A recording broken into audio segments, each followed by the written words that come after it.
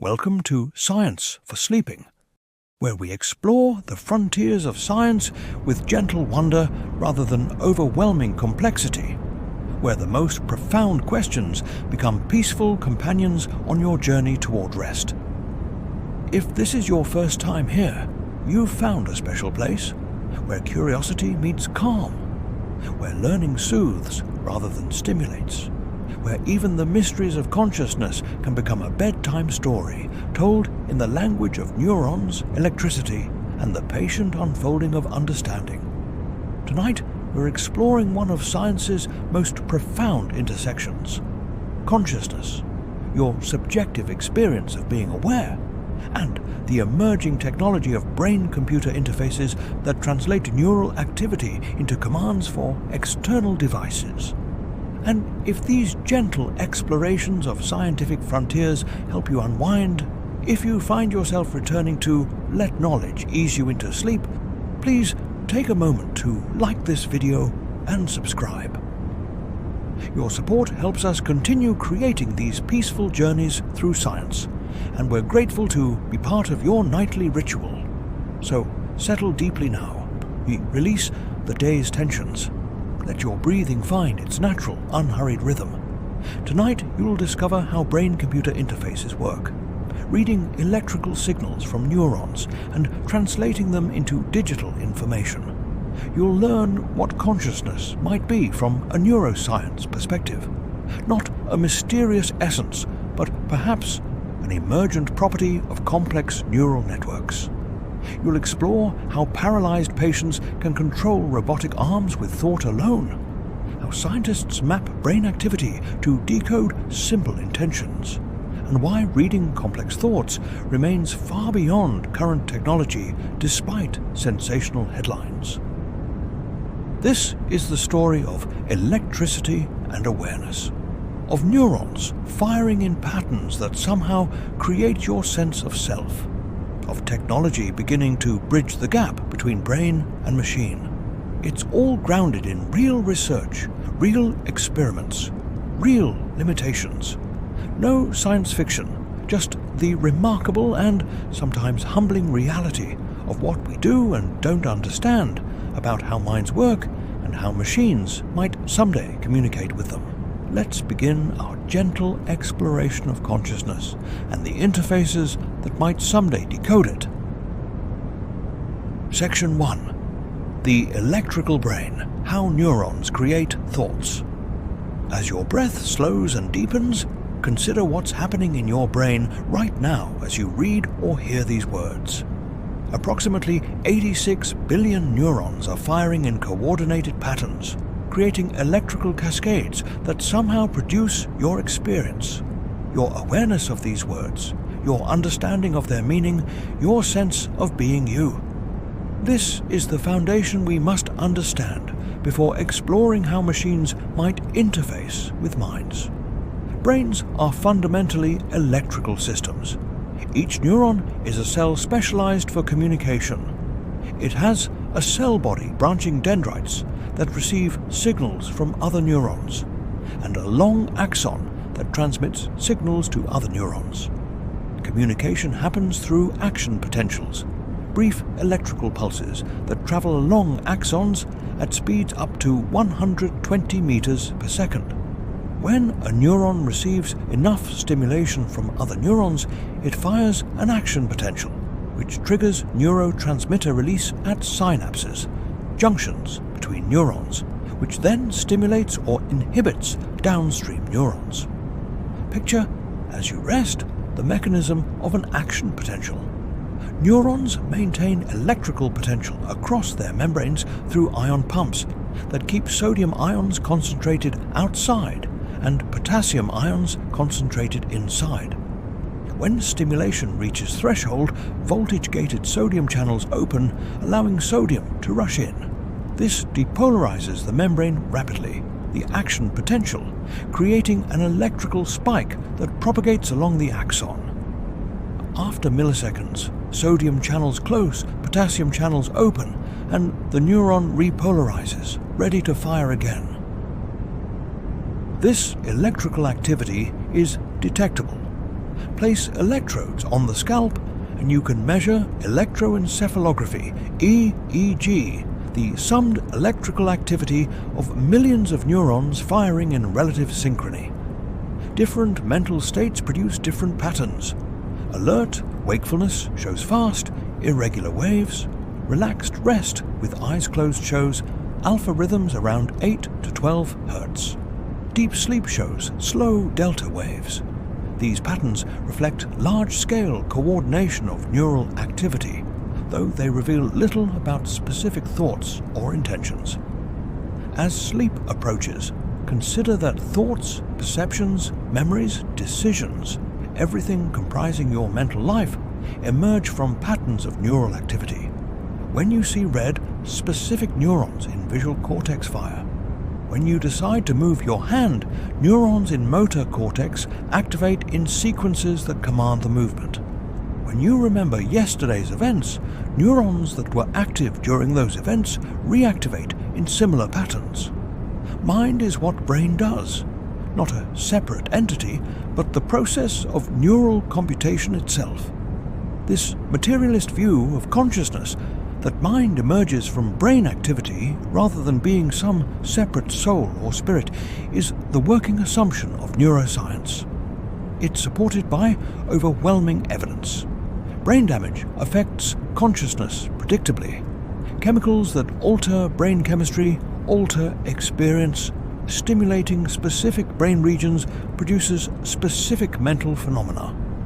If mind were separate from brain, why would physical changes to brain matter produce such reliable changes to mental experience?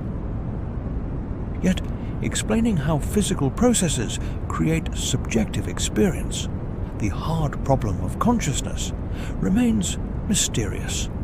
We can describe neural activity in detail, map which brain regions activate during specific tasks, trace pathways connecting sensory input to motor output. But explaining why this activity feels like something, why there's subjective experience at all rather than mere information processing occurring in darkness, this remains profoundly puzzling. Picture yourself as you drift toward sleep as a collection of neurons. No metaphor, just literal description. Your sense of self, your awareness right now, your experience of hearing or reading these words, all of this is neural activity, electricity flowing through circuits refined by evolution and modified by experience. You are not haunting your brain. You are what your brain is doing. Consciousness is process, not thing. Verb, not noun. Brain-computer interfaces exploit brain's electrical nature. Since neural activity produces measurable electrical signals, devices can detect and interpret these signals. The challenge is extracting meaningful information from the noise. Billions of neurons firing creates complex overlapping signals that blend together like listening to thousands of conversations simultaneously. Decoding specific intentions or thoughts requires sophisticated signal processing and machine learning algorithms trained to recognize patterns in this electrical chaos. As you rest in drowsiness, consider that everything you think, feel, remember, and experience corresponds to some pattern of neural activity. Your thoughts aren't generated somewhere else and transmitted to your brain. They are the activity of your brain, electrical patterns flowing through circuits, connecting sensory regions, memory systems, attention networks, and motor planning areas. Understanding this electrical foundation is essential for understanding both consciousness and how machines might interface with it. Tonight, as you drift toward unconsciousness, your brain will continue generating electrical patterns, shifting from waking rhythms to sleep stages, cycling through light sleep, deep sleep, and REM sleep, each stage characterized by distinctive patterns of neural activity. Your consciousness will fade not because some immaterial soul departs, but because neural patterns shift into configurations that don't support wakeful awareness. The electrical brain continues functioning, but the patterns it generates create different states. states we experience as sleep rather than waking consciousness. The brain is an electrical organ. Consciousness emerges from its activity. And where there's electricity, there's the potential for machines to measure, interpret, and perhaps someday communicate with the patterns creating your experience. This is the foundation for brain-computer interfaces. Not mind-reading magic, but signal detection, pattern recognition, and the patient work of understanding how neural electricity correlates with mental states, intentions, and actions. Section 2. Reading neural signals. How brain-computer interfaces actually work. As your muscles relax and your mind drifts into receptive calm, let us explore how brain-computer interfaces actually work. Not science fiction, but real technology with impressive capabilities and significant limitations. These devices don't read thoughts in the sense of knowing what you're thinking, but they can detect patterns in neural activity that correlate with intentions, particularly motor intentions, and translate these patterns into commands for external devices. Picture, as you rest, the most direct form of brain-computer interface: invasive electrodes implanted directly into brain tissue. These electrodes, each thinner than a hair, can detect action potentials from individual neurons or small groups nearby. When neurons fire, tiny electrical currents flow in surrounding tissue, and electrodes pick up these currents as voltage fluctuations. By recording from dozens or hundreds of neurons simultaneously, researchers can detect patterns of activity that correlate with specific intentions or actions. The most successful applications focus on motor control. In motor cortex, the brain region controlling voluntary movement, different neurons activate for different movements. Some fire when you reach forward, others when you grasp, still others when you move your arm left. By recording from motor cortex neurons in paralyzed patients and using machine learning to identify which patterns correlate with which intended movements, researchers have enabled patients to control robotic arms, move cursors on screens, and even control exoskeletons, allowing walking. As sleep draws nearer, consider how this works. First, recording.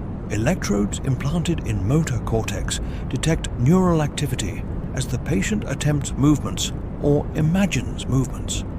This generates massive datasets, hundreds of neurons firing at various rates, creating high-dimensional patterns that change millisecond by millisecond. Second, training. Machine learning algorithms analyze these patterns, identifying correlations between neural activity and intended movements. Which combination of neurons firing predicts reaching left? Which pattern indicates grasping? Third, decoding. Once trained, algorithms can interpret new neural patterns in real time, predicting intended movements from ongoing activity and translating predictions into commands for external devices. When the patient thinks, "reach forward," the algorithm detects the characteristic motor cortex pattern, interprets it as reach forward, and commands a robotic arm to extend.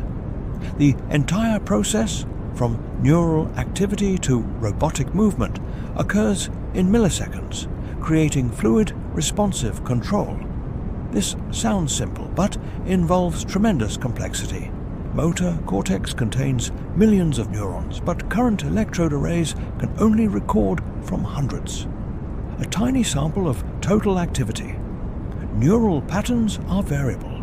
The same intended movement doesn't always produce identical patterns. The brain is plastic. Neural representations shift over time as circuits reorganize. And there's background noise, spontaneous activity, signals from other brain processes, electrical interference from environment. Picture yourself as you drift toward sleep, understanding that successful brain-computer interfaces require sophisticated signal processing to extract meaningful patterns from noisy, variable data.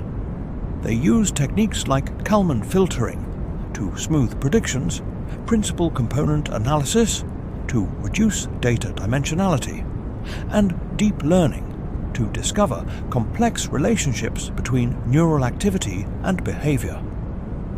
They require patient training periods where algorithms learn individual users' neural patterns and periodic recalibration as those patterns drift. Non-invasive interfaces exist using EEG recorded from scalp electrodes. These are much simpler to implement, no surgery required, but provide vastly inferior signal quality. Scalp EEG measures summed activity from millions of neurons filtered through skull and scalp tissue, resulting in blurry signals with poor spatial and temporal resolution. You can detect general states, attention versus relaxation, visual processing versus motor preparation, but not fine-grained intentions or specific thoughts. EEG-based brain-computer interfaces typically work through training users to generate specific patterns voluntarily. For example, imagining moving your right hand produces detectable activity in left motor cortex. Users learn to generate these patterns on command, and the system detects them and translates into actions, selecting items on screen, controlling wheelchairs, playing simple games. It's less direct control than invasive systems provide, but safer and more accessible. As you rest in drowsiness, consider what brain-computer interfaces can and cannot do. They can detect motor intentions. Forward, backward, left, right, grasp, release, with reasonable accuracy from invasive recordings. They can detect attention states, sensory processing, emotional valence, positive versus negative, from EEG patterns. They enable paralyzed patients to control external devices, allowing communication and interaction otherwise impossible. But they cannot read complex thoughts.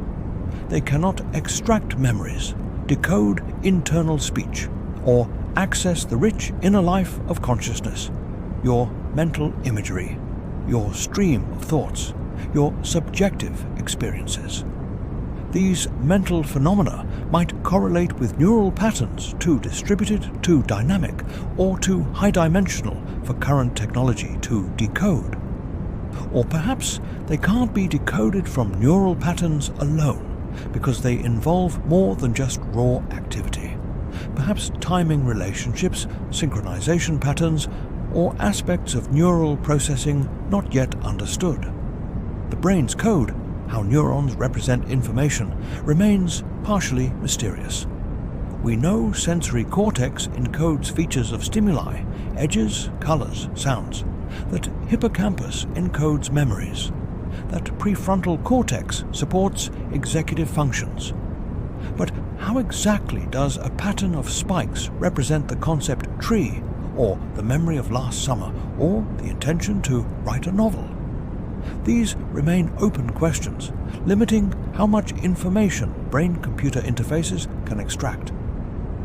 Tonight, as sleep approaches, recognize that brain-computer interfaces are impressive engineering achievements, allowing limited communication with neural systems, but they're not mind-reading devices. They detect correlations between neural patterns and specific, usually simple, intentions or states. They require training, calibration, and work best with motor intentions, probably the simplest neural signals to decode, because motor cortex has relatively straightforward organization where nearby neurons encode similar movements. The technology will improve as electrode arrays pack more sensors, as machine learning algorithms become more sophisticated, as understanding of neural coding deepens. But fundamental limitations exist. The brain contains billions of neurons, most of which we can't currently record from.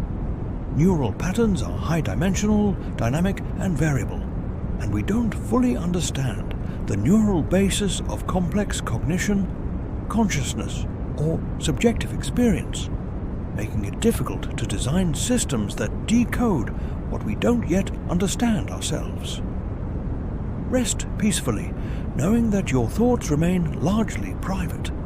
Current technology can't read your mind in any meaningful sense, can't access your memories or inner speech, can't decode your complex mental life.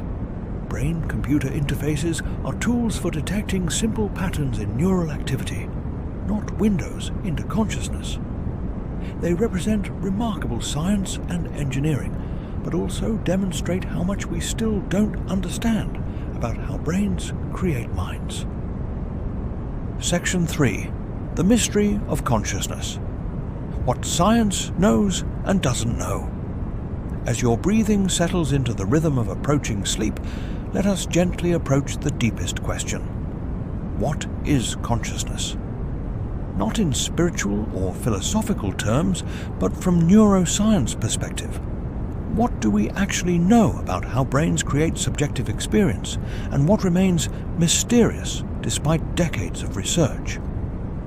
Picture, as you rest, the essential puzzle. You are aware. You experience colors, sounds, emotions, thoughts. There is something it is like to be you, a subjective, first-person perspective that seems utterly real and immediate.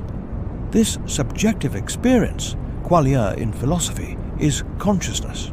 But how does it arise from physical matter? How do neurons firing create the feeling of seeing red, the taste of coffee, the sense of self? Neuroscience can identify neural correlates of consciousness, brain activity that reliably accompanies specific conscious experiences. When you see red, specific neurons in visual cortex V4 are active. When you experience pain, neurons in anterior cingulate cortex and insula activate. When you're aware of visual stimuli, activity propagates from primary visual cortex to parietal and prefrontal regions in global workspace broadcasts. These correlations are robust, but they don't explain why this activity feels like something. As sleep draws nearer, consider theories attempting to explain consciousness. Global workspace. Theory proposes that consciousness arises when information is broadcast widely across the brain, becoming accessible to multiple systems simultaneously. When sensory information reaches only local processing areas, you don't consciously perceive it. It's processed unconsciously. But when information is selected for global broadcast through attention mechanisms, it becomes conscious because many brain systems can now access and use it. This theory explains some phenomena. Why attention is necessary for consciousness. It selects what gets broadcast. Why consciousness seems unified despite brain regions. Processing different information, unified broadcast creates coherent experience.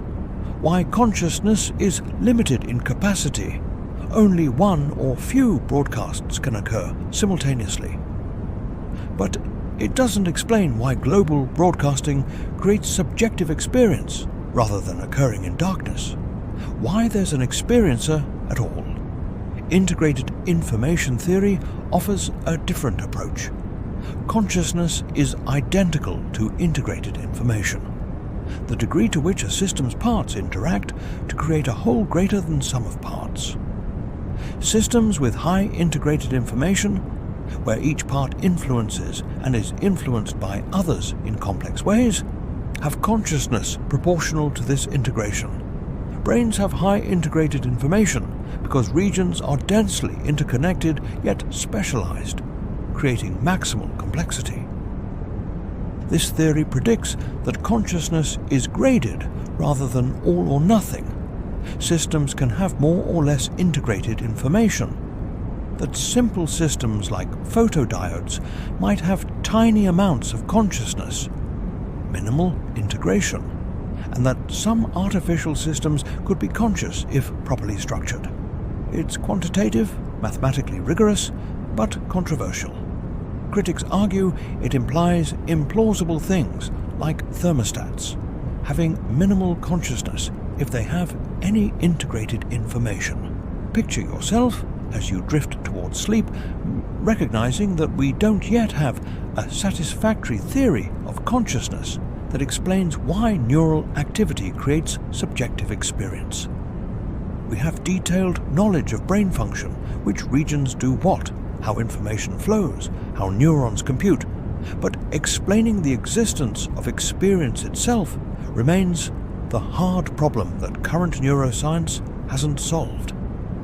Some philosophers argue the hard problem is insoluble in principle, that no amount of neuroscience can explain why matter creates mind, because the explanatory gap between physical processes and subjective experience is unbridgeable. Others argue we simply need better theories, that consciousness will be explained once we understand brain function at sufficient depth, that the hard problem will dissolve when we have the right conceptual framework.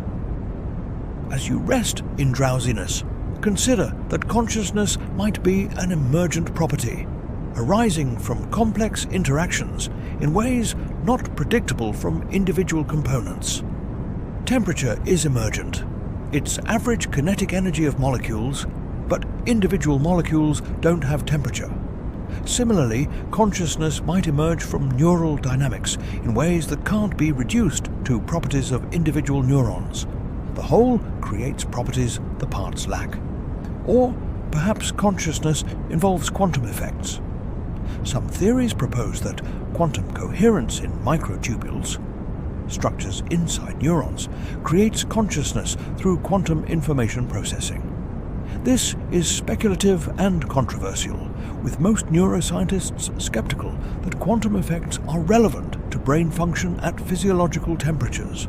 But it illustrates that we're still exploring various possibilities, uncertain which direction will yield answers. We also don't know which organisms are conscious. Humans obviously are. You have direct evidence of your own consciousness. Other humans probably are. They have similar brains and behaviors. But what about animals? Mammals clearly seem conscious. They have complex brains, exhibit learning and emotions, respond to their environments flexibly. Birds probably are. Corvids and parrots display remarkable cognitive abilities. Fish, insects, worms. The farther we move from human-like nervous systems, the more uncertain attributions become. And what about artificial systems? Could AI be conscious? Current AI systems process information, learn patterns, produce outputs, but we have no evidence they experience anything. They're not designed to have integrated information structures like brains. They lack the feedback loops, recurrent connectivity, and architectural features hypothesized to generate consciousness. But could future AI, designed differently, be conscious? We don't know. Without understanding what creates consciousness, we can't predict which systems will have it. Tonight, as sleep approaches, rest knowing that consciousness remains science's greatest mystery. We've made progress identifying neural correlates, proposing theories, understanding information processing in brains, but explaining why there's subjective experience, what systems are conscious, and how physical processes create first-person perspectives. These remain open questions that may require conceptual breakthroughs we haven't yet imagined. Your own consciousness will fade shortly as you fall asleep. Neural activity will continue. Your brain remains active during sleep, cycling through different stages with distinctive patterns. But the patterns won't support wakeful awareness. You'll lose the sense of experiencing the flow of thoughts, the sense of self, all without any physical substance departing, just through neural patterns shifting into configurations that don't generate conscious experience. And in the morning, those patterns will shift back, and consciousness will return, emerging again from neural activity, creating once more the sense of you that seems so fundamental, yet remains scientifically mysterious. Section 4. Ethical Horizons, Privacy, Identity, and Enhancement. As your body settles into deepening rest, let us consider the ethical implications of brain-computer interfaces and consciousness research. Questions about privacy, identity, consent, and enhancement that arise when technology begins interfacing directly with minds. These aren't distant speculations, but present concerns as the technology advances and becomes more capable. Picture, as you drift towards sleep, a future where brain-computer interfaces are common. If devices can detect neural patterns correlating with intentions, could they also detect other mental states without consent? Could employers monitor workers' attention states? Could governments detect subversive thoughts? Current technology can't read complex thoughts, but even detecting general states, attention, emotion, deception, raises privacy concerns. The brain is the last refuge of privacy. Laws protect physical privacy, communication privacy, medical privacy, but brain activity has been relatively inaccessible to external observation. Your thoughts remain truly private unless you choose to express them. Brain-computer interfaces potentially erode this privacy by making neural activity detectable and interpretable. Once thoughts correlate with measurable patterns, those patterns become potential surveillance targets. As sleep approaches, consider that privacy concerns aren't hypothetical. Companies are developing consumer EEG headsets marketed for meditation, gaming, productivity. These devices record brain activity and transmit data to smartphones or cloud servers. What happens to this data? Who has access? Could neural data be subpoenaed in legal cases? Could patterns indicating drug use, mental illness, or prohibited thoughts be detected? Some jurisdictions are beginning to recognize cognitive liberty, the right to mental privacy and self-determination. Chile recently amended its constitution to include protection for neural data and mental integrity. Other countries are considering similar measures. But legislation lags technology. The devices exist before the legal frameworks protecting users do. Picture yourself resting in awareness that brain-computer interfaces also raise questions about identity and autonomy. If a device enables a paralyzed person to control prosthetic limbs, does the prosthetic become part of their body? Do they identify with it as mine or experience it as external tool? Research shows that with training, users often incorporate prosthetics into body schema, the neural representation of one's physical boundaries, experiencing them as extensions of self rather than external devices. This raises philosophical questions. What defines the boundary of self? If neural implants alter perception, mood, or cognition, do they change who you are? If a chip enhances memory, are you still you? These aren't merely abstract puzzles, but practical concerns for people with neural implants who experience their consciousness and identity potentially affected by technology literally inside their brains. Consent becomes complex with brain-computer interfaces. For therapeutic applications, restoring movement to paralyzed patients, enabling communication for locked-in syndrome, treating epilepsy through neural stimulation, the benefits often clearly outweigh risks. But what about enhancement applications? Improving memory, attention, or mood in healthy people? How do we ensure informed consent when the technology might alter the very mental processes needed for consent?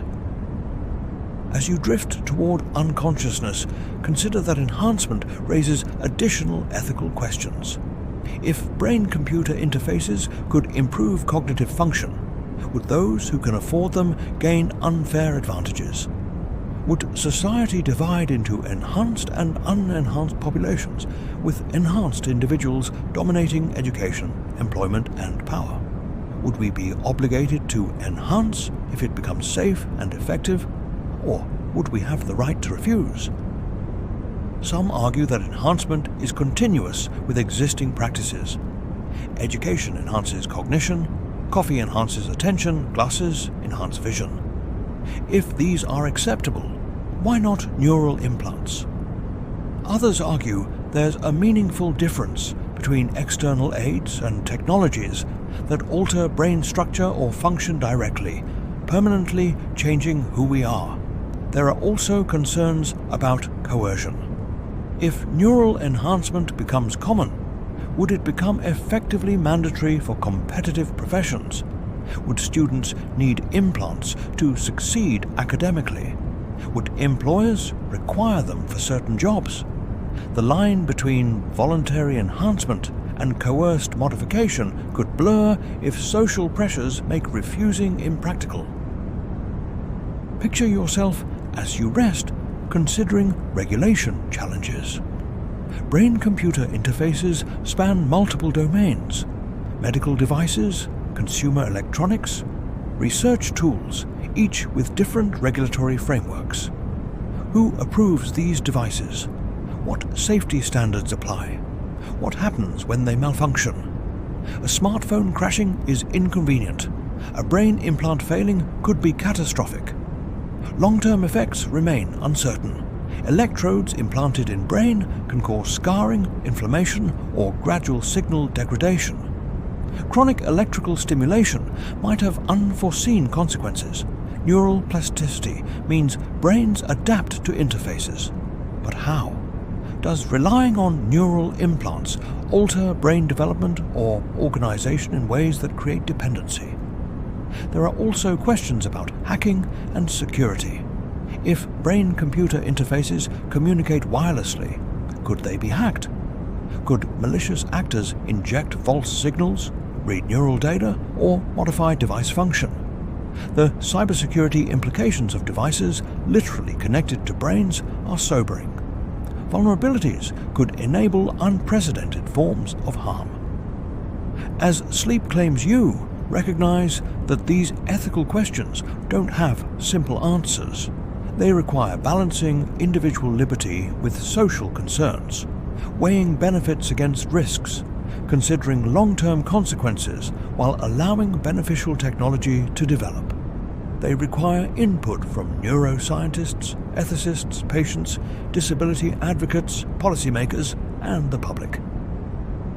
Tonight, as you rest, brain-computer interface research continues worldwide. Teams develop better electrodes, improved decoding algorithms, new applications for patients with neurological conditions. The technology advances whether or not ethical frameworks keep pace. The challenge is ensuring that as we develop the ability to interface with brains, we also develop wisdom about when and how to use this ability responsibly, protecting privacy, preserving identity, ensuring consent, preventing coercion, and distributing benefits equitably, rather than creating new forms of inequality based on neural enhancement. Sleep peacefully, knowing that your brain remains private, that current technology can't read your thoughts, but aware that the interface between mind and machine is a frontier where technological capability and ethical consideration must advance together, each informing the other, creating futures where brain-computer interfaces serve human flourishing, rather than enabling new forms of surveillance, control, or injustice. Section 5. The Future of Thought, where consciousness research and BC is our heading. As your muscles fully relax and sleep draws very near, let us end our journey by looking forward. Where might consciousness research and brain-computer interfaces lead? What possibilities exist on the horizon, and what will likely remain beyond reach? This is speculation grounded in current science, neither dismissing possibilities nor overpromising capabilities. Picture: as you rest, near-term improvements in brain-computer interfaces. Electrode arrays will pack more sensors in smaller spaces, recording from thousands or tens of thousands of neurons simultaneously rather than hundreds. This increased coverage will enable more precise decoding of neural patterns, better control of prosthetics, and potentially detection of more complex intentions beyond simple motor commands. Machine learning algorithms will improve, requiring less training data, generalizing better across contexts, and adapting more quickly to changing neural patterns. This will make interfaces more reliable and easier to use, reducing the burden on users to generate consistent patterns and enabling more natural, intuitive control of external devices. As sleep approaches, consider that non-invasive interfaces might improve dramatically if new technologies emerge. Current EEG is limited by poor spatial resolution and signal quality, but techniques like functional near-infrared spectroscopy of NIRS, magnetoencephalography MEG, or novel sensor technologies might provide better signals without requiring surgery. If non-invasive interfaces approached invasive performance, adoption would accelerate the benefits without the risks. Therapeutic applications will likely expand. Beyond restoring movement, brain-computer interfaces might treat depression by detecting and modulating problematic neural patterns, reduce epileptic seizures by predicting and preventing them, or restore sensory function by bypassing damaged pathways. Closed-loop systems that both record and stimulate, adjusting stimulation based on ongoing activity, could treat conditions resistant to current therapies, but some hoped-for applications may remain impractical. Direct brain-to-brain communication, telepathy through technology, is theoretically possible, but faces enormous challenges. You'd need to decode one person's neural patterns representing specific thoughts, translate them into signals another person's brain could interpret, and inject those signals such that the receiving brain experiences the intended thoughts. Each step involves unsolved problems about neural coding, individual variability, and how to meaningfully write information into brains. Picture yourself as you drift toward sleep, understanding that downloading or uploading consciousness, transferring a mind to computer or from brain to brain, is probably impossible with foreseeable technology. Consciousness might require specific brain architecture, embodiment, or physical instantiation that can't be replicated in silicon. Or it might be information theoretic, theoretically transferable, but practically requiring technology to scan and simulate billions of neurons with perfect accuracy, far beyond current capabilities and possibly physically impossible due to quantum uncertainty. The dream of whole brain emulation, scanning a brain completely, simulating it in computer, recreating consciousness digitally, faces daunting obstacles. The brain contains roughly 100 trillion synapses, each with complex properties varying over time. Scanning at this resolution without destroying tissue is probably impossible with current physics. Simulating at this scale would require computational resources vastly exceeding anything existing, and we don't know if simulation would actually be conscious or merely an unconscious model generating similar outputs. As you rest in final drowsiness, consider that consciousness research will continue revealing neural correlates, testing theories, developing better models of how experience relates to brain function. Will likely identify neural signatures of different conscious states, more reliably understand information integration and global broadcasting mechanisms better, and perhaps reach consensus on which theories best explain empirical findings. But the hard problem might remain. Explaining why neural activity creates subjective experience may require conceptual breakthroughs we can't anticipate, or it may be fundamentally insoluble within materialist frameworks. Some questions might have answers we can understand. Others might be beyond human cognitive reach, like calculus is beyond ant comprehension. not because answers don't exist, but because our minds lack the conceptual resources to grasp them. The interplay between consciousness research and brain-computer interfaces will be productive. Interfaces provide tools for testing theories. If a theory predicts that specific neural patterns produce consciousness, interfaces can detect those patterns and correlate them with reports of experience. Theories guide interface development.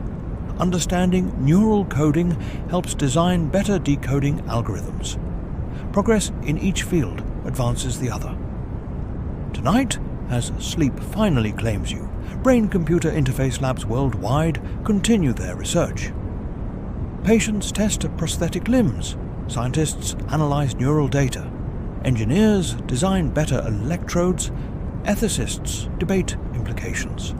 The technology advances incrementally, occasionally leaping forward with breakthroughs, always constrained by both technical limitations and ethical considerations, always pushing toward goals of restoring function, enhancing capability, and understanding the neural basis of consciousness. Rest peacefully, knowing that while the future holds remarkable possibilities, better prosthetics, treatment for neurological conditions, a deeper understanding of consciousness, it probably doesn't hold mind reading, thought control, or consciousness uploading. The brain is too complex, consciousness too poorly understood, technology too limited. But what is possible is already impressive, enabling paralyzed people to communicate and move, treating conditions currently untreatable, and gradually illuminating the mystery of how brains create minds. Sleep well, knowing your thoughts remain largely private, that your consciousness is an emergent property of your unique brain, that the interface between mind and machine is advancing but slowly, ethically, with appropriate caution. The frontier of consciousness and brain-computer interfaces is where our deepest understanding of self meets our newest technologies, where ancient philosophical questions encounter modern neuroscience and engineering, creating futures that are neither dystopian nightmares nor utopian fantasies, but cautious, incremental progress toward understanding and helping the most complex phenomenon we know, the human mind, experiencing itself, aware of its own awareness, contemplating its own contemplation, even as neural patterns shift towards sleep and consciousness fades into temporary nothingness from which it will emerge again tomorrow, refreshed and restored. Good night, conscious being. Sleep knowing you are the universe experiencing itself through the specific configuration of neurons that is you. Unique, temporary, mysterious, and utterly remarkable. The patterns creating your experience will shift shortly into patterns of sleep, and that, too, is part of the mystery. How matter becomes mind, how electricity becomes experience, how the physical processes we can measure create the subjective reality we cannot yet explain.